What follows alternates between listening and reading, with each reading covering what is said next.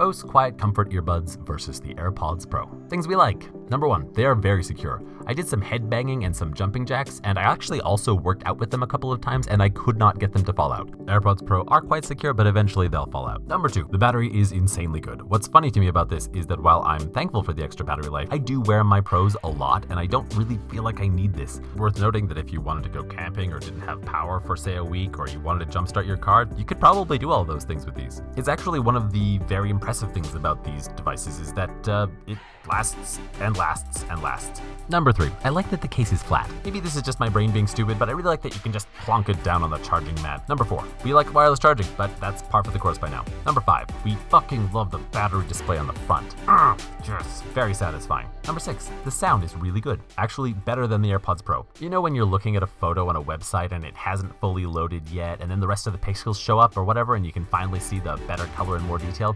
That's what wearing these headphones feel like. It's like putting a vibrancy filter on your music, especially for the lower and bass tones. Number 7, we love that it has volume control, although there are some pitfalls to this, which I will get into in a second. Okay, things we don't like. Aesthetically, it really just looks like 2 Bluetooth earpieces, which doesn't feel stylish or cool. It just kind of looks bad. Number 2, the pairing system is weird. At first I thought I had to hold the pairing button down until it was fully paired. After that it seemed like not. Overall it just seems buggy, and I had this strange one-off experience where for a couple of hours my headphones refused to allow me to use just one bud unless I had the case open. What? Number 4, the case is really big, although surprisingly I did at one point forget that it was in my pocket, so not a huge deal. Number 5, they jut out quite a ways from the head, so you really probably couldn't wear a helmet or, say, a toque, or really a lot of the things that you would typically wear in winter in Canada, so kind of a strike against them, in my opinion. Number 6, noise cancelling is hard to use. You never really know where you are with noise cancelling. I found myself making noises to check sometimes because I couldn't really tell what it was doing. It does cycle through the different levels, but you never really know where you are in that cycle unless you have like a consistent droning noise or something to measure it against, which is just bad design.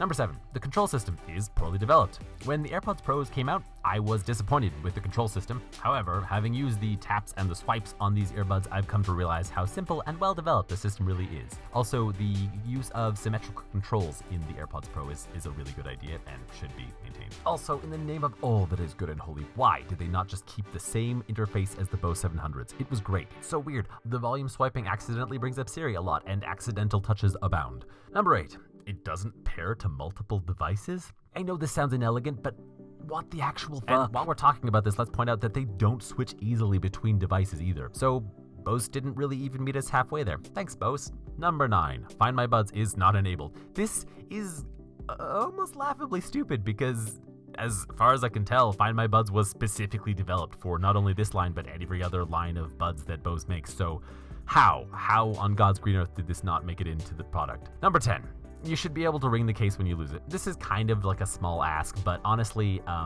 the case is big enough. They could have put a little speaker in it so that you know where it is when you lose it. Would have been nice. Also, it would have made them different from the competition. Number 11, the front button on the case is really annoying. If you were to casually push the button on the front, your finger becomes flush with the case, and the case probably won't open. Instead, you need to stick your finger into that tiny recess with all the godly conviction of someone driving a stake through the heart of a vampire. I can only imagine what the engineers were thinking, in that they probably thought they'll prevent some accidental opens by doing this, but truthfully, it's something which I haven't gotten used to, and frankly, which is deeply irritating. At the end of the day, of course, the question arises, which set of headphones is the better piece of tech? And honestly, I'd have to say the AirPods, even if you're using them with Android, which is insane.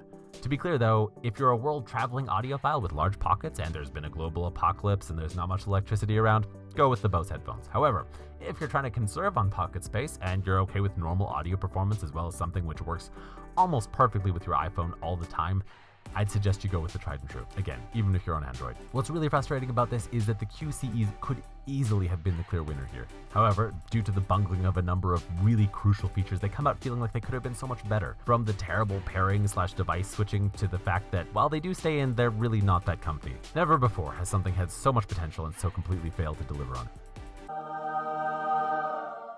Now I guess I know how my piano teacher felt. Sorry, Debbie. I want to be clear though. I know you guys know how much I love the Bose 700s, as they are my favorite over-the-ear headphones bar none. But when I see things like the Bose frames coming out alongside these headphones which just can't seem to see their way to marrying the ideas of good audio quality and usability. They did all the right things with the Bose 700s, but it's like they just can't fathom putting that into a earbud form factor, which we know can handle those features because we've seen it in other pairs of earbuds. It's baffling. And that's kind of where I am with this. Do you own a pair of these? Do you like them? Let me know in the comments. Also, feel free to leave a like if you liked it, if you like. Now, fun fact, the red button underneath the video is linked directly to my brain, and if you push it, I get to have 3 milligrams of happiness chemicals. Human brains are weird. 3 out of 10 stars. That's it, everybody. Thank you for watching, and as always, I'll be right back.